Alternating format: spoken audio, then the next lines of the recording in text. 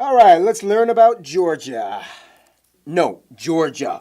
No, history of Georgia. Famous people from Georgia. საქართველოს. Got it! It's time to learn geography now! Hey everyone, I'm your host Barbie. You have no idea how frustrating it is for these people to explain who and where they are from. We have reached our last country in the Caucasus region, and we're gonna have a lot of fun because this place is so incredibly unknown and so incredibly interesting. Welcome to the land of wolves. Now ask a random person on the street where Georgia is on a map. 80% of them won't know, 19.3% of them will point to this, and the remaining 0.7% might get it right. For the 99.3% of you normies out there, Georgia is the northernmost Caucasus country located in this quarter slip of land nuzzled between the Black Sea and the Caspian Sea below eastern Russia, with Turkey and Armenia and Azerbaijan to the south and east. Now here's where the geographical dilemma commences. Is Georgia in Europe or Asia? Some will argue that it stands east of Turkey, which is kind of seen as like the gateway to Asia, but culturally it identifies closer with Europe. Ultimately, I guess you can conclude that it's kind of like both in one. It's a bunch of white people in Asia. Or Caucasians.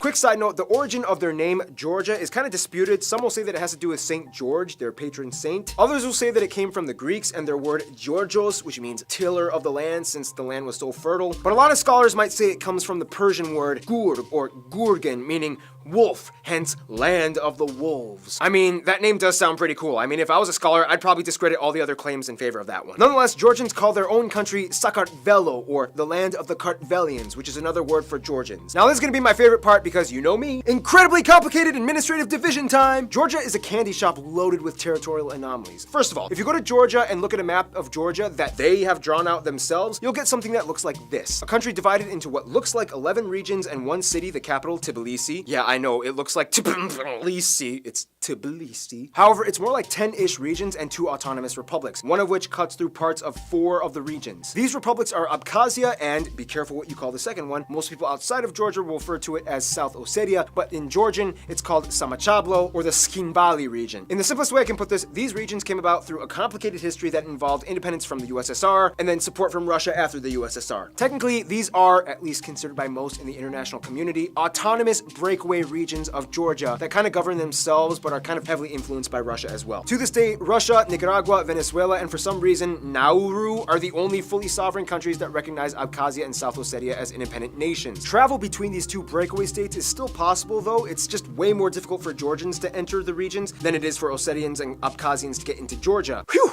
So anyway, aside from all that, Georgia is an incredibly vivacious yet rustically refined nook hidden away in the mountains hard to get to. Like Rivendell. The country is laden with enigmatic castles and centuries-old stony fortresses and archways. Like Rivendell. As well as an abundance of monuments and statues with the curiously fascinating, curvy, wispy script written all— okay, this is freaking me out! No, but seriously, Georgia is a very rock and stone type of country. They love rocks. The largest cities and airports are, of course, in the capital, Tbilisi, Kutaisi, and Batumi. Tbilisi is a bustling city with the stone and mortar Nadikara fortress looming above on a hill. Batumi, though, is kind of like the fun city on the Black Sea with a more youthful flair and bold, sharp, dynamic architecture. All adjacent to the famous Batumi stone beaches. I'm telling you, they love stones. Some notable sites would include places like the Gori Fortress with the statues of the 8 warriors, or the Katski Pillar, a limestone monolith with a single church on top, only accessible by climbing. And finally, castles, castles, castles everywhere you go. Notable ones like Rabati, Khinkani, Aspinza, and Ninos Minda, all of which are made of, you guessed it, stones. There's more to this country than just stones, I promise. All right, let's discuss that.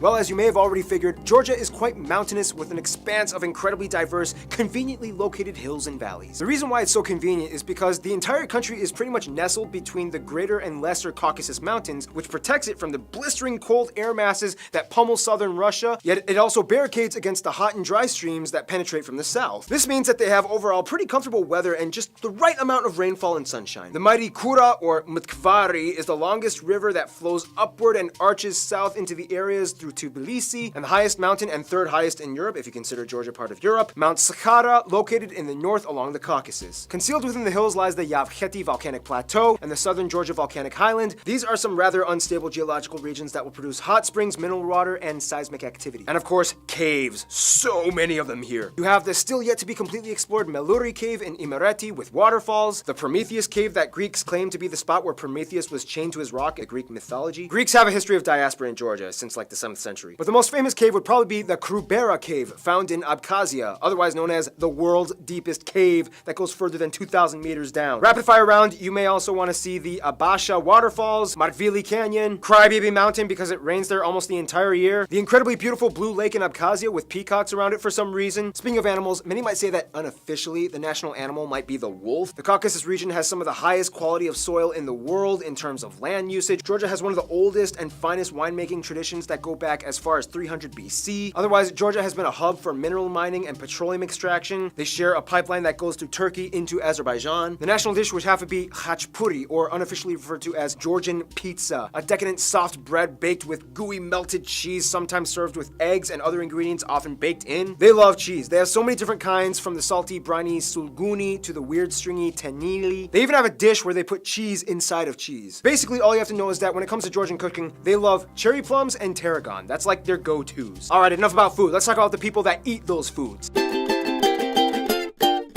Now, if you thought pointing out Georgia on a map was difficult, try explaining what a Georgian person is. First of all, one broader term you could use to refer to someone who is ethnically Georgian would be Kartvelian, which encapsulates all the ethno-linguistic groups found in Georgia. If you include Abkhazia and South Ossetia, the country has about 4.8 million people and is currently attempting a population rebound after losing about 1 million people in the past 20 years due to migration. The country is made up of about 87% ethnic Georgians or Kartvelians, 6% Azerbaijani and Azeri, 5% Armenians, and the rest are made up of other groups like Greeks, Russians, and Ossetians. They also use the Georgian lari as their currency. They use the C and F plug outlets, and they drive on the right side of the road. The most distinguishable facet about Georgia, though, would have to be the Georgian language. Like Armenian, it's unlike any other in the world, standing on its own, not derived from any Indo-European or even Asiatic language branch. The language is also written in the Georgian script. Technically, they have 3 alphabets, but they only use 1. The alphabet has 33 letters, no F sound, and a ton of strange, almost impossible to pronounce letters. For example,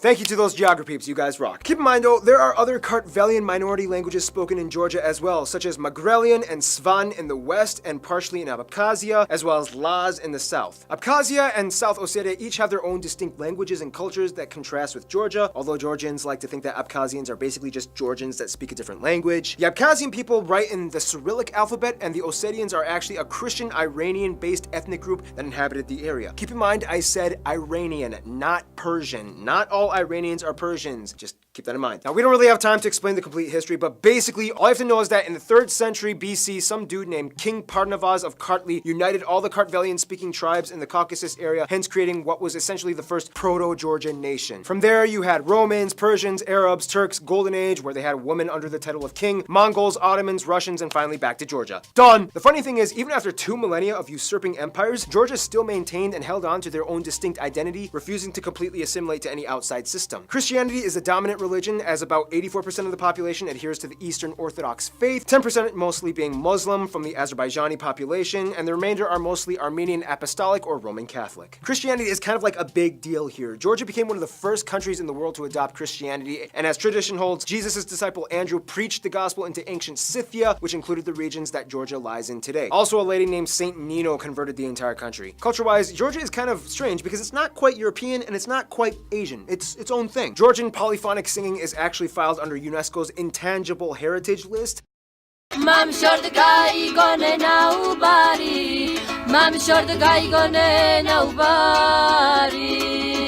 All Georgians will tell you that Georgian traditional dance is something that they are proud of, fast, difficult, dynamic, and bold with a lot of leaping and pointing. Georgians are also known for being really into strength sports, even women. They love wrestling and weightlifting and judo. They typically compete well in these events at the Olympics. Konstantin Yanashia reaching some of the highest ranks in the world's strongest man competition. Speaking of which, the most notable Georgian in the world ever seen, although they might not be proud of it, would probably be Joseph Stalin. Although to be fair, he did spend a lot of his time in Russia being a Russian dictator, so yeah. Hospitality is a huge deal out here. As the saying goes in Georgia, a guest is a gift from God. And granted, no matter who you are, they'll pretty much just treat you to some khachpuri. And that's kind of how they are with their diplomacy. Mostly.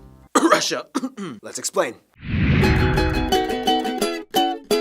In the simplest way I can put this, Georgia is like the Christian country with the most Muslim friends. It's weird because everything is like a high school drama with their neighbors. They get along well with Azerbaijan and Turkey. Trade and travel has been open for centuries. However, the memory of the Ottoman times still lingers ever so slightly. So they keep things at a flat, platonic, cordial level. Armenia kind of like used to be their best friend, but then too many things happened and they kind of decided not to hang out as much. It first started in the 6th century with the Council of Chalcedon, in which they split over secondary Christian doctrine issues. Armenia became Apostolic Orthodox, similar to the Coptic, Syriac, Ethiopian branches, whereas Georgia stayed Eastern Orthodox like the Greeks, Serbians, and Russians, and most of the other Eastern European states. Also keep in mind, Armenia favored Russia after all that drama with Abkhazia and South Ossetia, so that kind of split the divide a little bit more. Their best friends, though, would probably be the Ukraine and the Balkan countries like Latvia and Lithuania and Estonia, even though Estonia is kind of like too busy chatting it up with Finland. All these countries have had the same scenario of dealing with some kind of form of aggression with Russia, and in a sense, bond over the shared calamity. However, there's a strange twist, because even though you would think Georgia's worst nightmare would be Russia, they kind of secretly still kind of a little bit maybe still have a soft spot for them. Each country has family of their own residing in each side and loves to visit each other. Even though politically it looks bad, the general citizens of each country still love each other and look forward to each encounter. Huh,